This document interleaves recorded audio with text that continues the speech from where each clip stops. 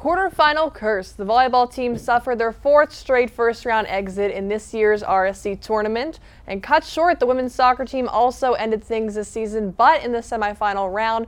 And helmet hit. Our reporters debate whether the outcomes of the Steelers brawl were fair or if more is to be desired. It's time to come on down to the Pioneer Sideline.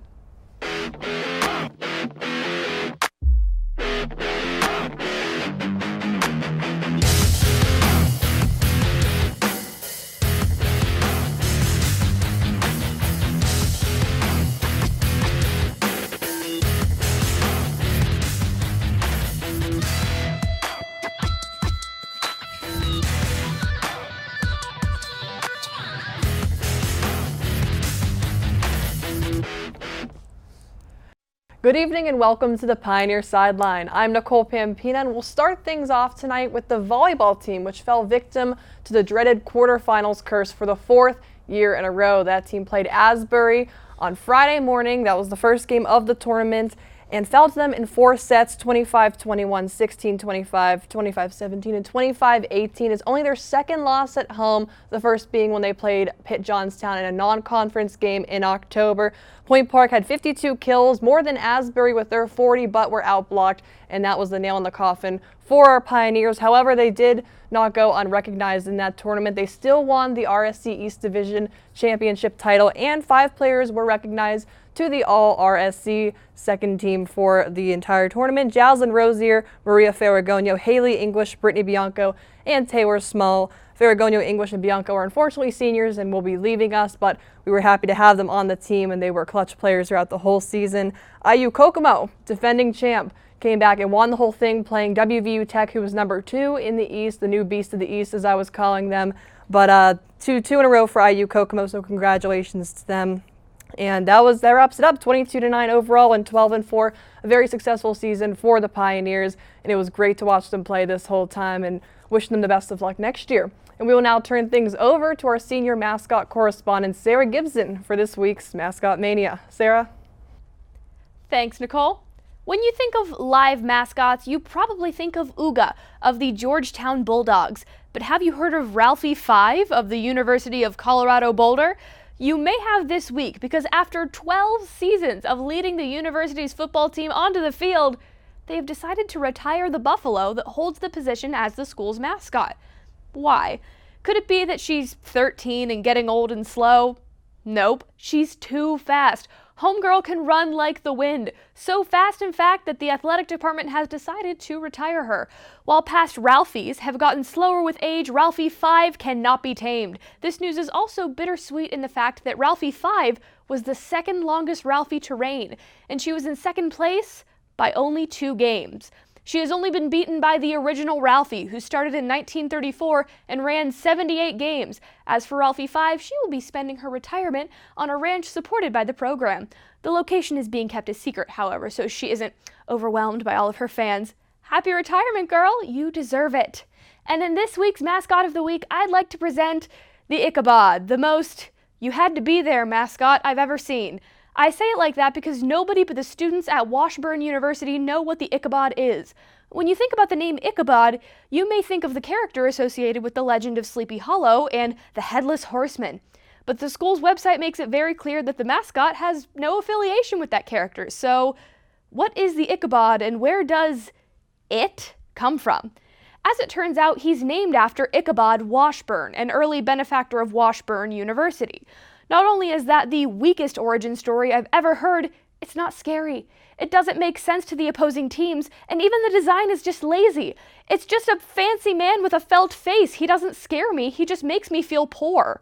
I will give Washburn some points though. Ichabod was a great guy. He was an abolitionist, consistent in his activism, and he donated to a lot of great causes, including education.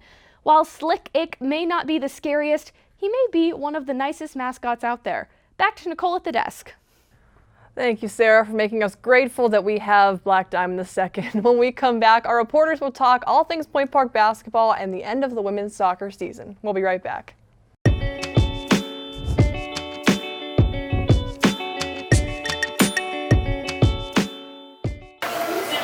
Go. Go to our new website, uvu.pointpark.edu.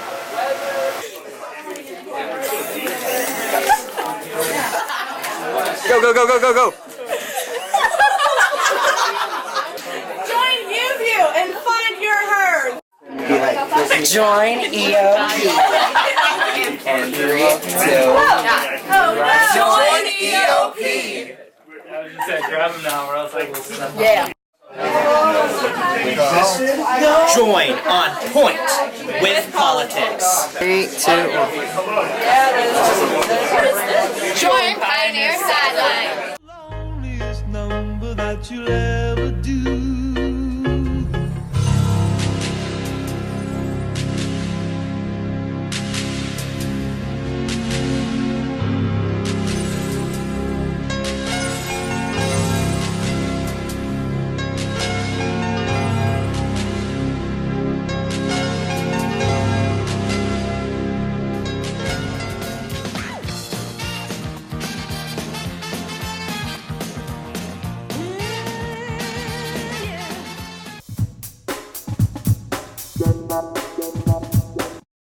Back, the women's basketball team finally came home to CCAC Allegheny this past week, but their 2 games saw very different results. To break things down, we bring in Colton Tobias. Once again, Colton, thank you for joining us. Thanks, Nicole. Great to be back as always. So to start off, 2 very different styles of games with that. How did they each go? Sure, Nicole. I'll start off with the women's game. More we could say was a heartbreaker, a 75-76 loss to Bryant and Stratton, from Buffalo, and then the men's team played Braden and Stratton Buffalo as well, but they were able to get into the win column, getting the win 102-86. So who is standing out so far? What have you noticed? Well, for the men, I guess I'll start out with them. Like I said before, I think there was a lot of new players on the team. Players such as Sharon Shafino. He currently leads the Pioneers. He had 29 points in the game against Bryan and Stratton Buffalo, and there's a lot of there's a lot of returners. Names such as Cal Carrington stand out. He has been playing really good for this team as well, and I'm just so excited with all these new players that Coach Lewandowski, brought in. I think this team is really going to be a big threat this year in the River State Conference. Now, they started off the year a lot of road games, but they'll come home later in the season, kind of like volleyball, to go back to that. How does that impact a team? Well, I think it'll impact them in the positive way, knowing that every River State's conference game is going to be so important. So I'm really excited to watch them. There's no doubt in my mind I'm going to be calling a lot of games for them on the Point Park Sports Network this coming winter and in the next couple of months. So I'm just going to be really excited to see how this team plays and to see how they vary from last year, to see if they can improve their record. So this is for the women's. What's up next for them? The women's have a game against Washington Adventist University coming up soon, and then they have a few non-conference games in between that, and then they will have their first River Saints conference game against Carlo in December. What are your predictions for that first conference game? Big stakes? Well, I'm not sure. I mean, I actually heard Coach head coach Grenick say today, that he's very excited about all the young players that are on this roster. 10 freshmen are currently on this team. So, they got a young team, and they also got a lot of core players coming back. They have 3 seniors, Tyra James, Ariana Sanders, and Bailey Muck, and also Michelle Burns. She made a lot of clutch shots for that team last year. She's a junior, so she has 2 more years left. So I think I'm going to be really excited to see what they're going to put on the table, too, even though they started the season off slow. They are currently 2-4, but those are just non-conference games, but I think they're really going to have to step up their game when those conference games are going to be played, and they're coming soon. Now, switching over, I think, back to the men's, I think we flip-flopped. We're just our basketball expert here. We love it. But how did those games go, in case we didn't touch on those? Oh, you mean the game? Which games are you talking about? The men's games. We talked about one of them. Oh, yeah, sure. Sure. Yeah, sure. So it was a 106-86. It was a 102-86 victory, against Bryant and Stratton Buffalo, and they were also able to beat Penn State New Kensington earlier in the week, 99-63. So they are currently 2-0 after the Florida trip that they went to last weekend. And like I said, it's just Point Park was dominant all throughout the floor. Further game of last Saturday against Bryant and Stratton. I'm pretty sure that they never never trailed during the game. I had to miss the game because, Nicole, because we were stuck here for River State's conference volleyball playoff action for the Point Park Sports Network. But I am really, and like I said, I'm just really excited to see what this team's going to put on the table. And and I think it's good, to get those blowout games because it can be a great energy booster for when those River State's conference games come about. No, that's what you read my mind with that. That's a nice cushion with those scores that they had for those games. Is this typical of that team, or is this kind of a new team that we're seeing? I think it's a new team we're seeing, Nicole, because we necessarily didn't see that last year with this team. I think all those it seems pretty much that a lot of those games were just tight, close quarter actions. So I'm really excited to see what this team is. If it's gonna be the same story as last year, if they're going to get caught in all of these close games, or if they're going to be games like these, either one way or the other. So we'll just have to see. No, very subjective as we start to wrap things up here. What do you think is the reason why for those blowouts? What did you notice? I think it's just because of, I guess because there's a new different type of playing style. And also not to mention, this is Coach Lewandowski's first full season as head coach of this team. So I think, he came in late, he came in early last season, and I think it was more of a building process for Coach Lewandowski. But he knows these players, and I think he's really and I think he's really going to do a great job, I think, for years to come with this team. Now for the men's team, what's next? What are our predictions? The men's team, I'm not sure. I think I missed that. I think they're going to be getting into their River State's conference games soon. I'm pretty sure that they have a few non-conference games left as well. And then we'll get in some RSC play. And thank you so much, Colton. We're glad to have you as our basketball expert. And the women's soccer team ended their season in a close game to West Virginia Tech.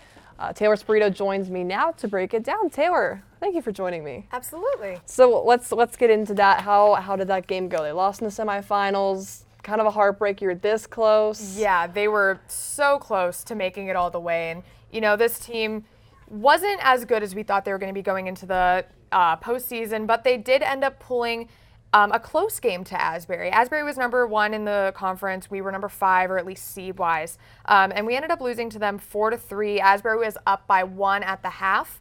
But then both teams came back to score 3 in the second half. Again, a hard-fought battle by Point Park. Couldn't quite capitalize on it. And at one point we were down 4-1. So yeah, a great comeback by them, but just couldn't get that tying goal, and we ended up, falling in the semifinals. Now that's still, I'd say, commendable for getting those 3 goals in just the second half of it. How did they rally back to do that? So you got to commend Taylor Goldstrom. She really stood out in this game. She had the first 2 Point Park goals, and the first one was unassisted. And that was really, you get a goal, great. You get an unassisted goal, that's just fire underneath you. And they just rolled with that. Taylor Goldstrom went to score again. Tia Haru scored the 3rd goal. And then they were outshot. I believe the total was 16-5. Something along the lines of that. Asbury had double digits, we did not. So that really, it showed how strong Asbury was, but it also showed how we just were trying to pull out all the stops that we could. And like I said, we just couldn't get there. But yeah, again, you got to commend Taylor Goldstrom. She was really the fire behind this team that led them to closing that gap as much as they could. Now you hinted at a little bit what I was getting at next, which was those last few minutes of those games when the pressure's on, you just need one more to tie it up. What went wrong? What could they not meet to do it? So I think it was just the battling back. Asbury's number 1 seed for a reason. In the conference, they ended up going 7-2-1, while we were sitting at a pretty solid 4-5-1, excuse me. So it was just they couldn't battle back from that. They were almost there, like you said. They just couldn't do it. Ashton Webb had 5 saves out of 11 that were on goal, 16 in total. So she was really solid in net, and she stayed solid up until the very last moments that she could have been. But it was just that first half that really, drained them. They both scored 3 in the second half. And if that one goal in the first half wouldn't have happened, then we could have gone into overtime and something could have happened for the Pioneers. It's disappointing to say the least. But now looking forward, kind of like what we did with volleyball, what can we expect for next year? Let's stay hopeful. So what is good is that they're only losing 2 seniors to graduation. They are losing Chloe Bowser, who's been a really good asset in this team, and Nikki Pollins. They've still got some great players coming back. Taylor Goldstrom, like I mentioned, I believe she's a junior. Tia Haru, I know for a fact that she's a sophomore. Actually, I think Taylor Goldstrom is actually also a sophomore. You know, you got your goaltender coming back, Ashton Webb, and just so many important assets to this team are coming back. And I think if they can continue to build on what they already have and that foundation that they already have while adding recruits and things like that, I can see them improving on their record even more. Like I said, they were only 4-5-1 in the conference. So I would just love to see them, you know, have that foundation laid this year, but build on that coming into next year. The pillars are there. They just have to build even more. Exactly. That's good to hear. Thank you so much, Taylor, for covering women's soccer this year for us. And when we come back, we'll dive into regional and national headlines from the week. Don't go anywhere.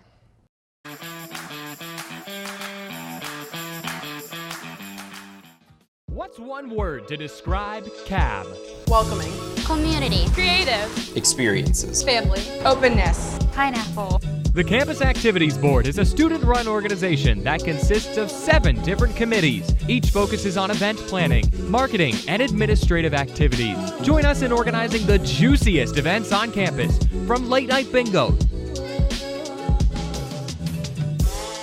to festive dances to our team bonding meetings. Follow us on Twitter and Instagram at Point Park Cap, or like us on Facebook at Campus Activities Board at Point Park University. Good evening and welcome to Newsnight. I'm Josh Troop alongside Jess Paterchak. Defending his decision to kick out 15 Cuban diplomats from the United States. Thanks, Allison. Fitness on Demand has returned to Point Park. Residents fear that Mount Agung will have a repeat of 1963's eruption. 2-star NFL quarterbacks made the headlines this week after wrapping up. Thank you so much for joining us this evening. That's your news tonight. For Nick Tomarello, I'm Alex Grubbs. Have a great night.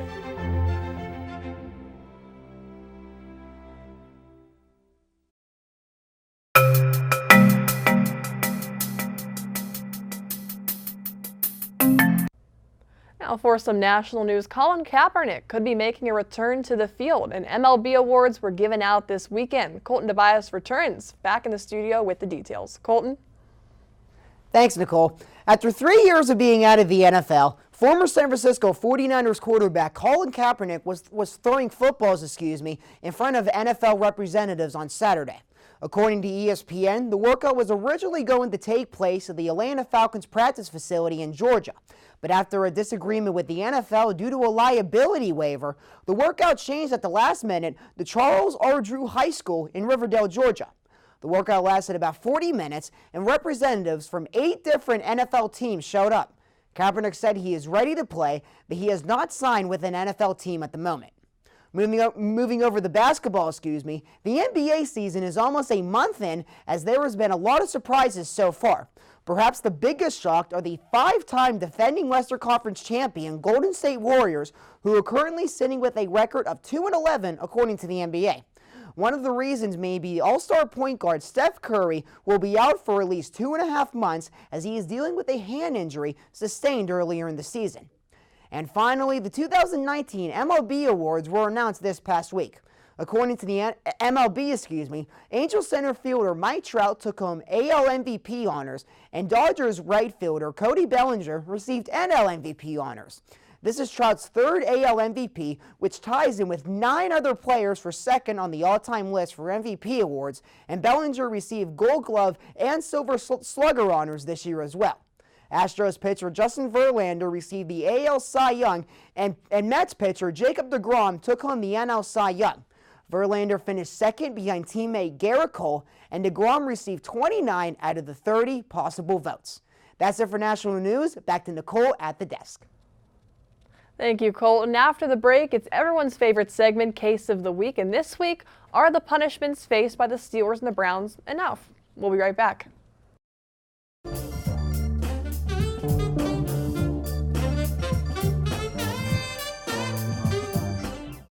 The United Student Government at Point Park University, working since the 1970s to solve the issues that matter to you.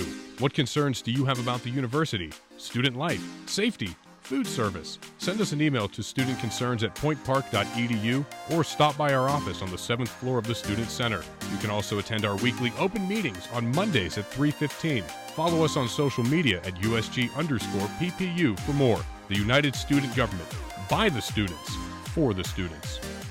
The Point Park Sports Network, bringing you live coverage of Pioneer Athletics on Stretch Internet, the home of the River States Conference and the NAIA. Subscribe today for complete access to the Point Park volleyball, baseball, basketball, and soccer teams. Watch live and on-demand broadcasts and don't miss a minute of Point Park Athletics. Head to pointparksports.com/live for broadcast listings. The Point Park Sports Network, your streaming home for Point Park Athletics. 3, 2, 1. Please visit our website. Please, it's a nice website. Please visit our website. Please. If you have ever watched television, whether accidentally or on purpose, YouView is for you.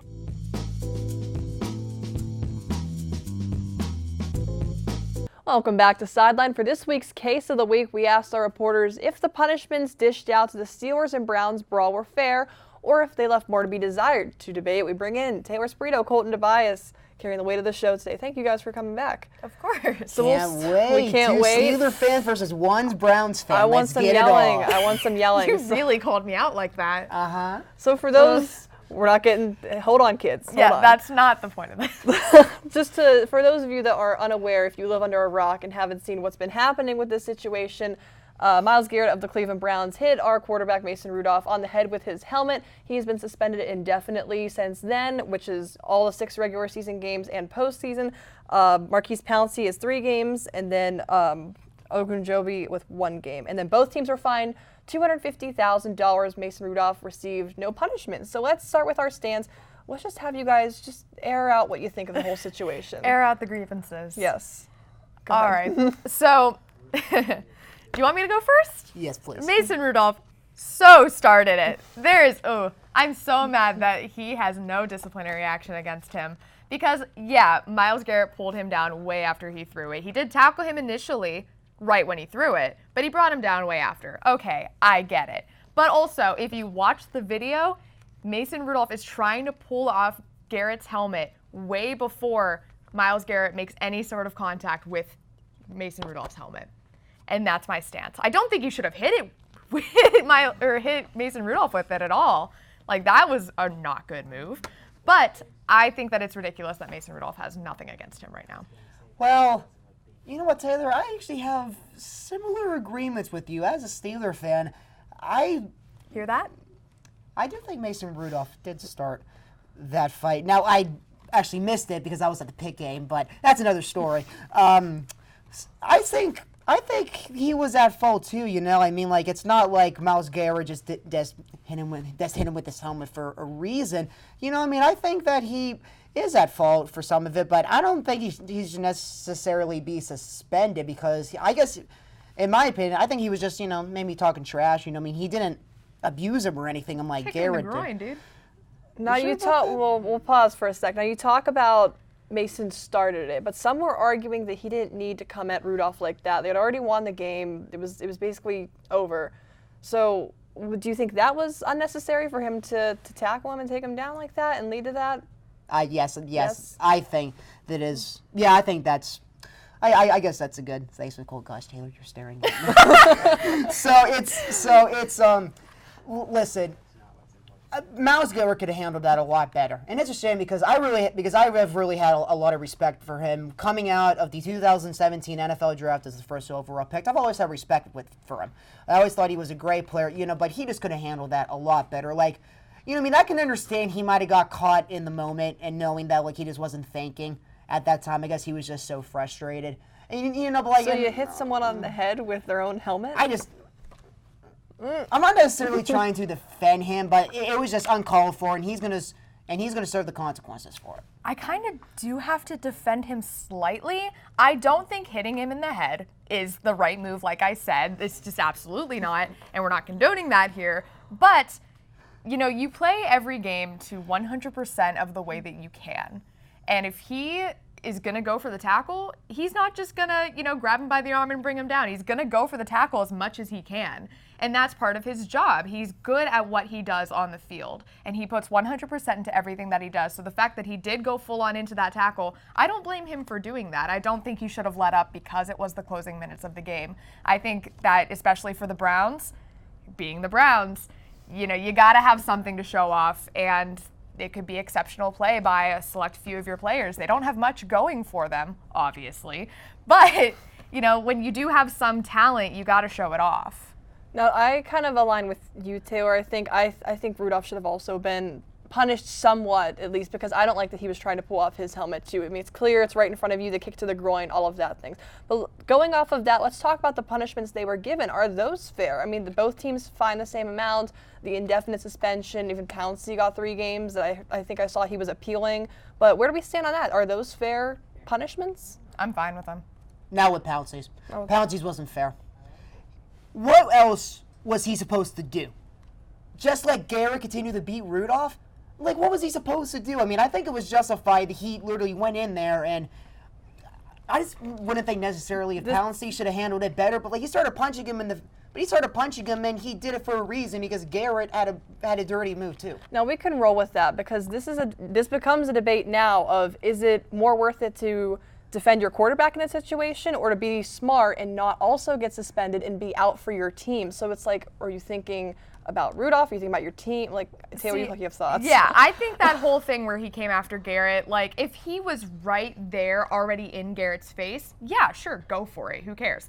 But he kind of had to go around the situation just to get to Garrett. He was not already there. He was part of the play. He was not already right in Garrett's face. I think that would make it, you know, still violent, maybe kind of okay, but I don't think he should have gone out of his way to do that. Like, I just don't think it was necessary on his part, and I did not enjoy that. I disagree, Taylor. I do, because, I mean, like, what was he supposed to do? And you're supposed to defend your quarterback. And also, it's not just your quarterback. It's any player. If anything like that would happen to you, you're supposed to go over there and help them, your teammates. That's what you do. Help them off the ground. I think Pouncey's suspension was worth it. I mean, I think his suspension was worth it, I think, knowing that he was out there, he was defending his quarterback. And, you know, and like Pouncey got caught up in the moment, too. I mean, like, everybody did. But, you know, the Steelers and Browns rivalry, might seem like it's back, though, with this, you know? So 2 questions here. Colton, you don't agree with Pouncey's suspension. What do you think is fair for him and what he did then? You know, I just think it's just a fine, maybe, but maybe missing some games out of it. Absolutely, no. There's no need to. Like, he was defending his quarterback. I think Garrett could have went on a rampage and just started to beat Rudolph more. I mean, but he was already being held off by someone who was not Pouncey. I'm trying to think of who it was. I think it was David DeCastro, I think. I don't know, but he was being held off already. Pouncey did not need to be part of that. Pouncey was defending his quarterback. But and also, he's the center, too. He's the center, too. Like, that's what you're supposed to do as a center. Now, Taylor, to go back to Rudolph, and if you agree, Colton, or however we stand on this, do we think he should be punished, and what should that be? Like, let's specify what that should be for him. I think he should absolutely be punished. Like I said, he's the one that instigated this whole thing. Garrett was just doing his job, bringing him down like he's known to do. So like, suspension or fine? I think suspension, but not a big suspension like Garrett had. Obviously, hitting someone with a helmet is worse than trying to take someone's helmet off. I think a Pouncey suspension, something like 3 games. I mean, we've already seen the Steelers go through how many quarterbacks this season? What's losing Rudolph again gonna do, you know? We're already at this point, right? Exactly. I think 3 games could have been enough for that suspension. I think Rudolph should have got a fine, to be honest. There was no need to suspend him. I mean, I know like what he didn't do was necessarily justified either, but I don't think he should be suspended. Lots to talk about. I think this will be discussed and debated for years to come, and they're saying it's one of the worst. Just between us, though. Just between us, yeah. You guys can just yell into the void about it, but one of like the worst on-field incidents that they're saying to ever happen. Everyone kept saying it. I've never seen anything like this. Never seen it before. So we'll be, this debate can continue. Off camera, though, because that's all the time we have. And not to mention, December 1st at Heinz Field, Steelers and Browns once again. There we go. We'll see what happens there, but thank you guys so much for joining me. That's all the time we have for this week. Be sure to join us next week at the same Pioneer time, the same Pioneer channel, and the same Pioneer Sideline.